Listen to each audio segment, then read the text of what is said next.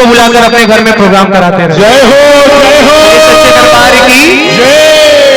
पूरी लंका जल रही थी, लेकिन विभीषण जी का घर नहीं जल रहा था बाबू। पता है क्यों नहीं जल रहा था?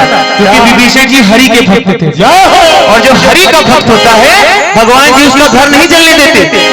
जारा नगर निषेक माही एक विभीषण कर कर दूत अगल के ही सिरिजा जरा न सोते न गिरिजा उलटी पलटी लंका सब जारी अपूरी परा सिंधु मझारी। पूरी लंका जलाने के बाद हनुमान जी सीता मैया के पास जाते हैं वापस से और कहते हैं माँ पूरा काम हो गया, लेकिन मुझे पता नहीं था कि लंका भी जलाना है, विभीषण जी को भक्ति भी प्रदान करनी है। भगवान ने परमिशन नहीं दिया था। लेकिन ये त्रिजटा के सपने में आके मुझे प्रेरणा दे गए। पूछ बुझाई कोई समझ रूप बहोरी जनक सुता के आगे ठाठ भयो करे जो मंगलहारी जब दशरथ बिहार। हनुमान जी सीता मैया से कुछ निशानी मांगते हैं। अच्छा, जैसे राम जी ने अंगूठी दी थी उसी प्रकार सीता मैया ने चूड़ामणि दी।